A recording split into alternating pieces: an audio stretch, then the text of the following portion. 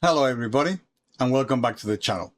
This is episode 3 of my income investing journey, where every week I break down my real portfolio, the buys, the performance, and everything else that happens along the way. This week was a very interesting one, so let's dive in. As you can see, my portfolio continues to grow, continues to perform very well. Next week we are expecting some dividend payments from our bi-weekly stocks. So far so good. I can't really complain. Now let's take a look at the buys for this week. So what did I buy this week? Well, you may have seen that I posted a video about copper.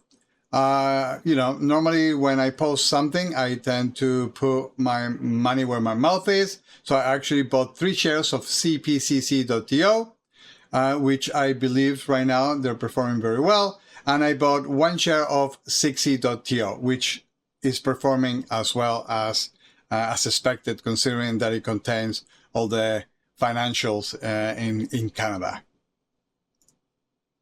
The portfolio year to date is up 18.65%.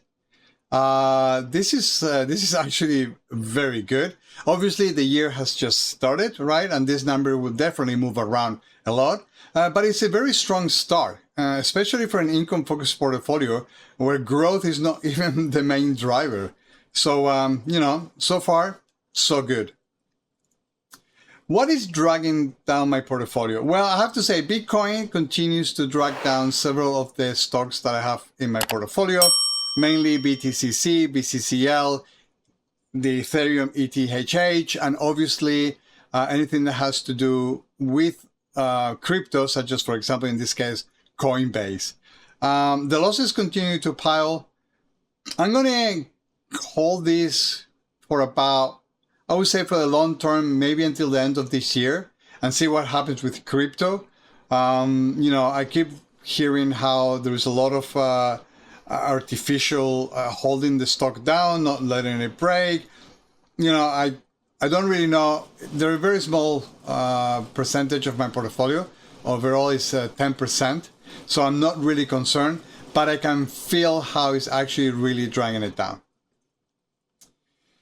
When you take a look into these names, obviously they're very volatile. And they do pull down the overall return. But, we'll see. As of now, it's a control position and it's not a core holding. So we'll see how it turns out. What is doing very well? Well, unexpectedly, and as I have been saying for a while now, silver continues to break records.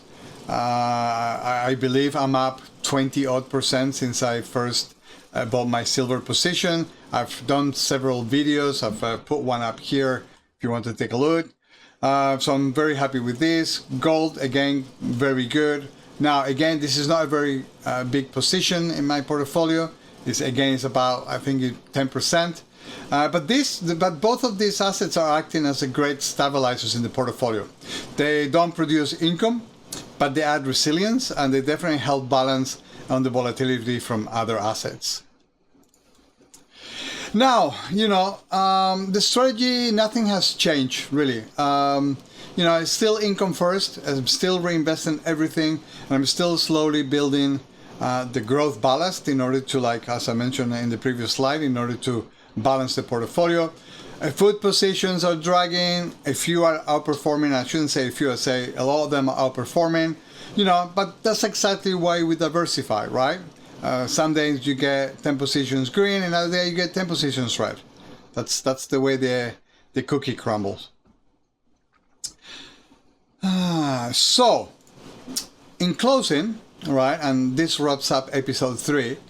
If you're following along with your own income portfolio, obviously let me know how your January is going so far.